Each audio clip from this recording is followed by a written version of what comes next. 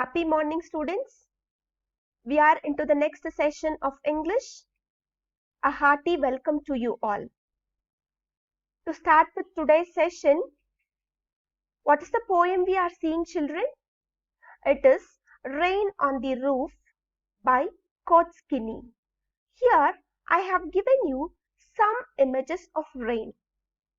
That is, rain with different images. This you could see a heavy downpour of rain, and here this is a still image after rain, and when the blossoms receives the rain, and here you can see a drizzle. It can happen before or after the rain. Different picturization of rain. So all these images of rain, it talks the beauty of rain. It gives a beautiful picturization of rain. When we hear the word rain, it gives us a pleasure feeling. Do you get a pleasure feeling, children? Yes, I get a pleasure feeling when I hear the word rain. It completely nourishes everything in nature. Animals will be happy about rain. Plants, they'll be happy about rain. Even we human beings, I can't say that everyone, there are few human beings who used to love rain. Especially farmers, they'll be expecting rain, and they used to call rain as God. So the special quality of rain is being described through this poem. And here the poet conveys rain from his own perspective, the personal connection which the poet has with the rain. And this poem, come on, note it down, children.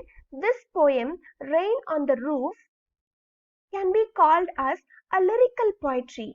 Why it can be called as a lyrical poetry? You know what is called lyrical poetry?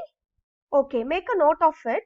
Lyrical poetry is a poem which is written from the poet's own perspective. The poet's own perspective. So this poem, Rain on the Roof, is written from the poet's perspective. So it is called as a lyrical form of poetry. Are you clear with the thing? And we have completed one stanza.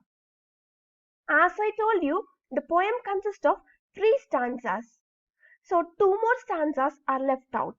In today's session, we are going to discuss on that 2 stanzas. Let us start with the second stanza now. What is the first line of second stanza? Every tinkle on the shingles. See here, you are familiar with the word tinkle. What is called tinkle? We used to say tinkling bells. So it is the sound. Every tinkle, it refers to the sound. And where it is heard?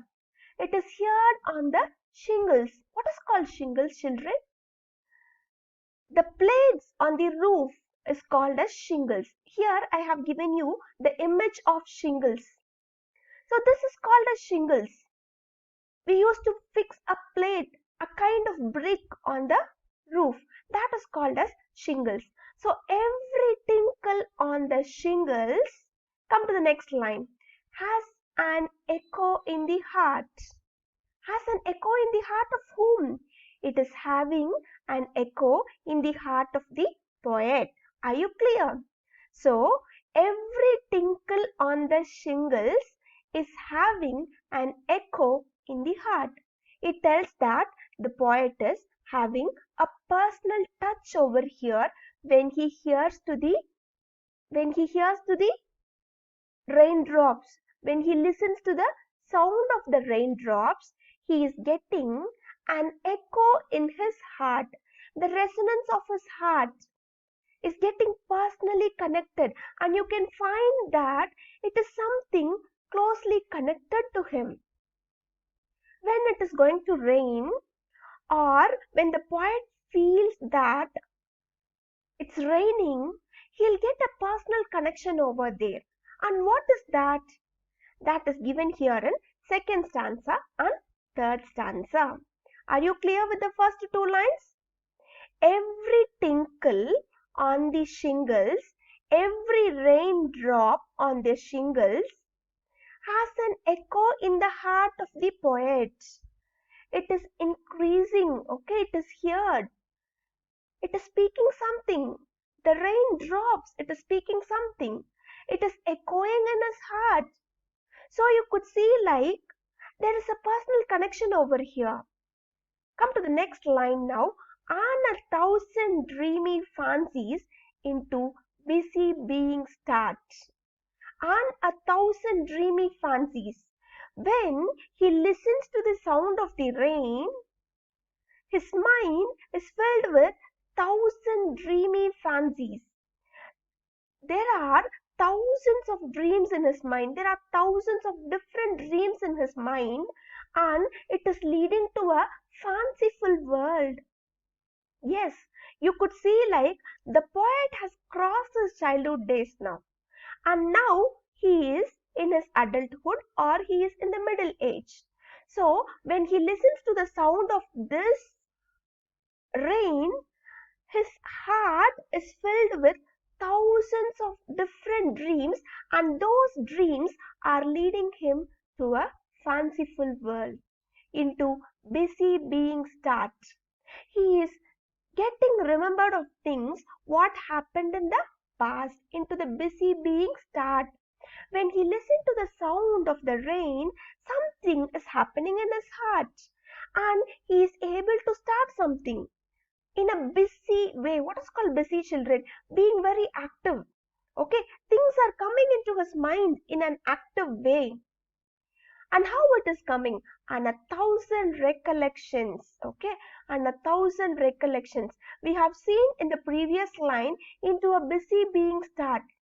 So it is coming like a 1,000 recollection. He is getting different dreams of his childhood days when he listens to the rain. Do you have any emotional connect with rain like this, children? Do you have any experience like this in your life? When you see it's raining, or when you listen to the sound of the rain, do you have any emotional connect, or you have a flashback over there, or do you have an experience? Come on, just think over. Do you have any such experience in your life? Okay. If you're going to have such evergreen memories in your life, it is really good. We should always be connected to nature. That is the purpose of our life, children. We cannot keep ourselves away from nature.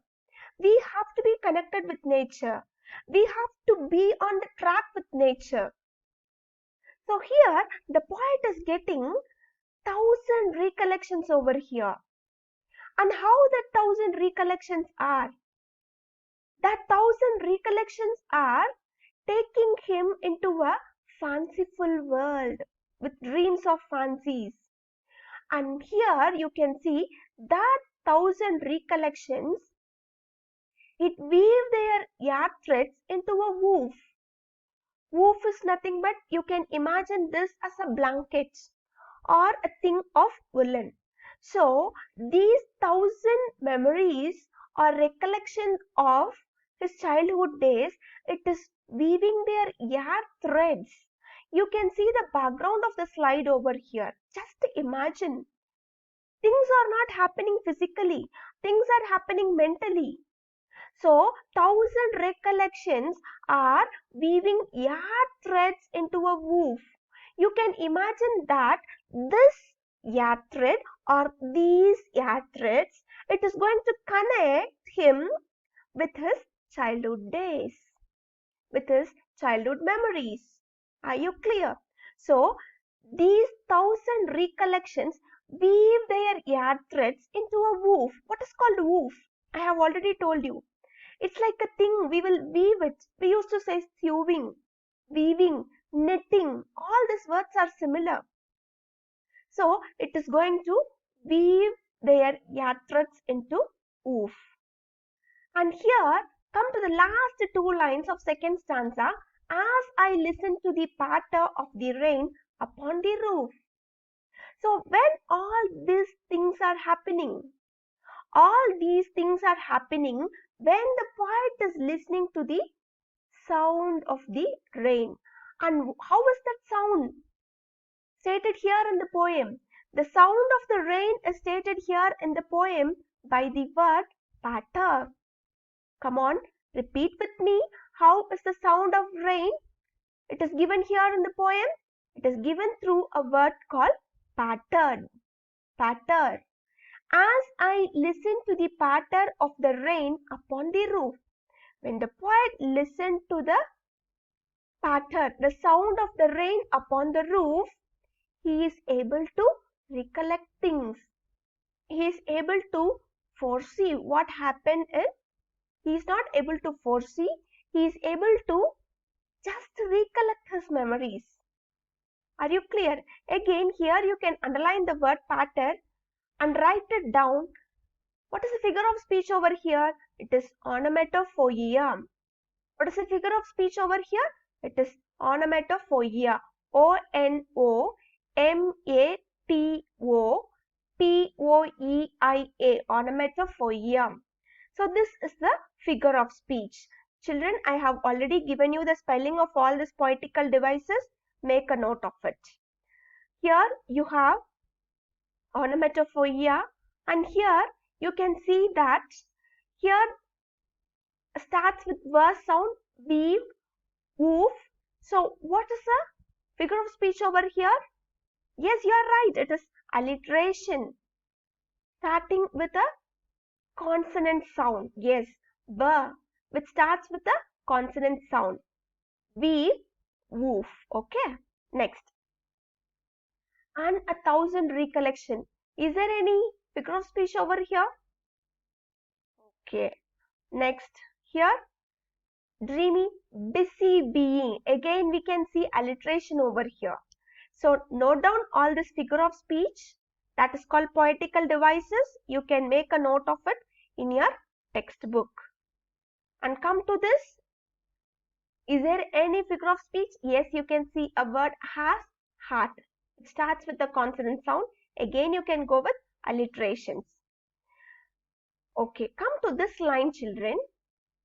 And 1,000 recollection, what it is doing? It is weaving yarn threads into a woof. 1,000 recollections. We are talking about the memories.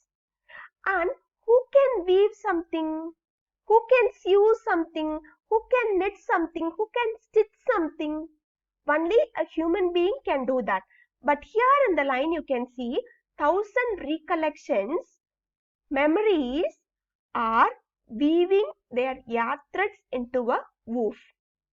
So here the memories, the word 1,000 recollection is personified over here. Underline the sentence, okay, mark the line and write it as personification, because you can see it is 1,000 memories, it is weaving their yarn threads into a view. Okay, it is weaving their yarn threads into the woof. You can see that only human being can do that. But here, memories are doing such thing.